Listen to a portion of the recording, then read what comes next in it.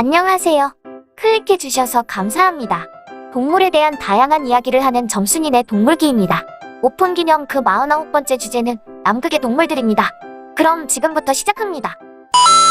지금이야 많은 나라들이 남극의 과학 기지를 짓고 연구원을 파견해서 사람의 숨결을 느낄 수 있지만 사실 남극은 전 세계 대륙 중에 유일하게 사람이 살지 않는 땅이었어요.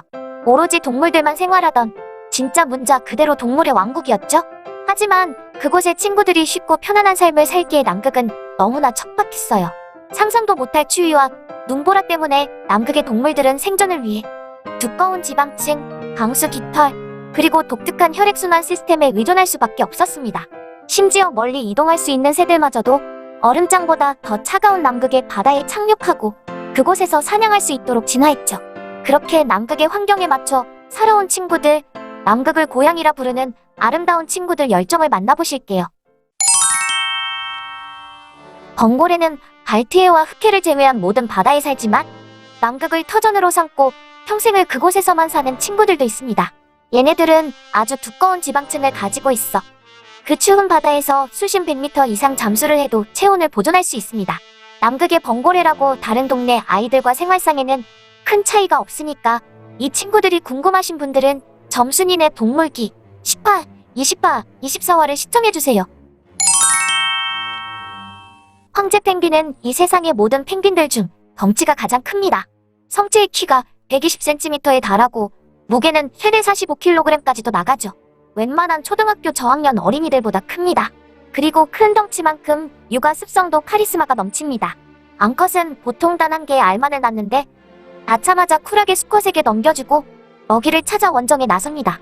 산란지에서 바다까지 무려 80km가 넘는 거리를 도보로 이동한 친구가 관찰되기도 했어요. 이 기간 동안 수컷은 아무것도 먹지 않고 알을 품는데 암컷이 돌아올 때까지 100일이 넘게 걸리기도 합니다. 그리고 얘네들은 물속에서도 위험이 넘칩니다.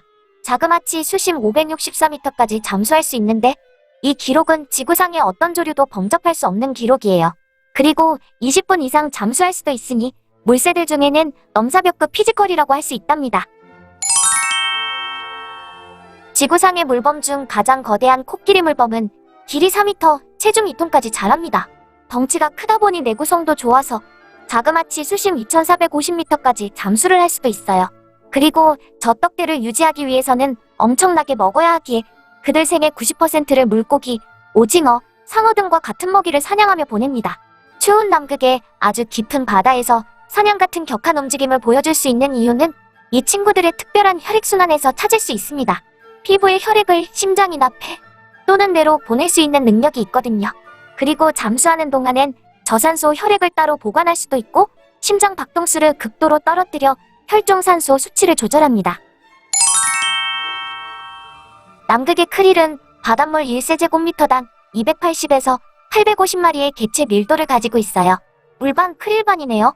이 조그만 아이들은 지구상에서 개체 수순위에 있어서 손에 꼽힐 만큼 상위를 차지하고 있고 남극의 다른 동물들에게는 아주 중요한 먹이랍니다.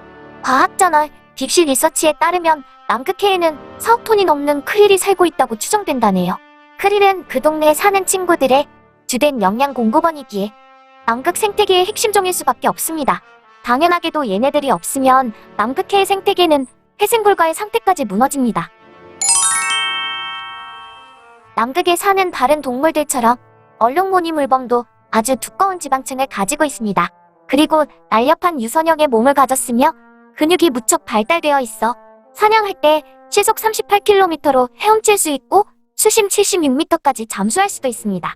주먹이는 펭귄, 물고기 혹은 다른 종의 물범이지만 저런 피지컬로 어울리지 않게 크릴도 많이 먹습니다.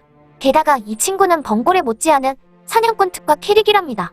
물속에서 콧구멍을 닫을 수 있고 어두운 바닷속에서 빛을 최대한 받아들이기 위해 진화한 커다란 눈, 그리고 한 줄기 빛마저도 없다면 먹잇감의 움직임을 감지할 수 있는 수염을 이용해서 사냥에 성공합니다. 좋은 테크트리를 탔네요. 흰바다제비는 길이 28에서 40cm 정도인 남극에서는 중간 정도 사이즈의 조류입니다. 이들은 바위 틈에 둥지를 트는데 이 보금자리는 남극의 강풍을 막아줄 뿐만 아니라 도둑갈매기 같은 포식자로부터 이들의 삶을 지켜주는 역할도 합니다. 사냥꾼들은 덩치가 커서 여길 비집고 들어갈 수가 없거든요. 얘네들은 식사 메뉴를 가리지 않는 것으로 유명한데 정말 못 먹는 것이 없습니다.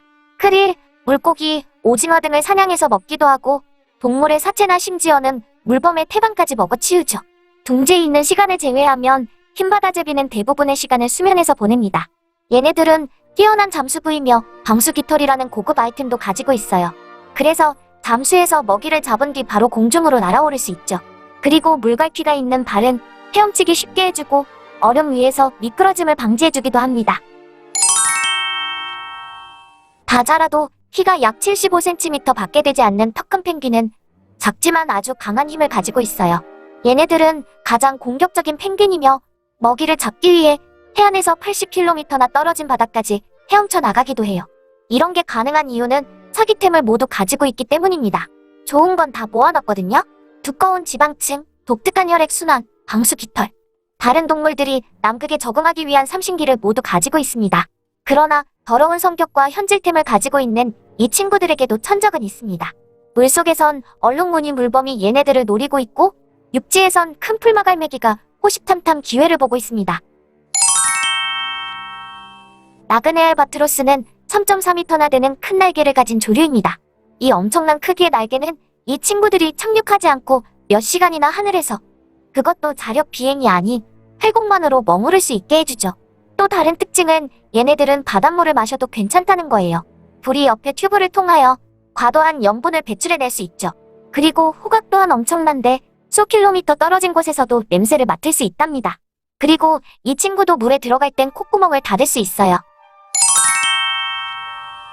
앞서 이야기한 두 종의 물범들과는 달리 동글동글한 귀염둥이인 외드레 물범은 외모와는 딴판으로 상당한 피지컬을 가지고 있습니다. 수심 600m까지 잠수할 수 있고 45분 동안 숨을 참을 수도 있어요. 수영과 큰 눈은 얼룩무늬 물범의 그것들과 같은 기능을 하죠. 이 친구는 상당히 독창적인 출산을 하는데 배아가 암컷 체내에서 대기하고 있다가 적절한 기후가 되면 태어납니다. 대개 남극의 여름에 출산을 하죠. 얘네들의 젖은 엄청난 지방 함유량을 보여주는데 무려 60%입니다. 이 수치는 모든 포유동물의 젖 중에 최고 지방 함유량입니다. 이 엄청난 젖은 겨울이 오기 전에 새끼가 충분한 크기로 성장할 수 있게 만들어줘요. 흰바다제비와 비슷한 크기의 극제비갈매기는 엄청난 거리를 이동합니다. 매년 북극에서 남극으로 혹은 반대로 4만 킬로미터가 넘는 거리를 날아다니죠. 겨울에 남극에서 월동을 하고 다시 북극으로 날아갑니다. 그래서 이름이 남극제비갈매기가 아니라 극제비갈매기인 거예요. 양쪽 극지방을 모두 집으로 삼고 있으니까요. 이 친구들의 수명은 15년에서 30년 정도인데 삶의 많은 부분을 이동을 위해 보내고 있는 셈이죠. 얘네들은 양극을 이동하는 철새의 특징과 극지방 터세의 특징을 모두 가지고 있습니다. 극지방에 살기 위해 신진대사율이 매우 높고 먼 거리를 이동하기 위해 길고 각진 날개를 가지고 있답니다. 이번에는 인간이 주인이었던 적이 단 한 번도 없는 대륙, 남극에 살고 있는 많은 동물 중 없어서는 안 되거나 생태계의 중요한 부분을 차지하고 있거나 혹은 그냥 점순이 맘대로 선정한 아름다운 동물 10종에 대한 이야기를 해봤어요. 혹독한 남극에도 이런 많은 친구들이 살고 있다는 사실에 놀라는 분들도 계시겠지만 어쨌든 점순이는 다음 편에서 또 다른 동물 이야기로 돌아오겠습니다. 구독과 좋아요는 더 좋은 영상을 만드는데 큰 도움이 됩니다. 지금까지 시청해주셔서 감사합니다.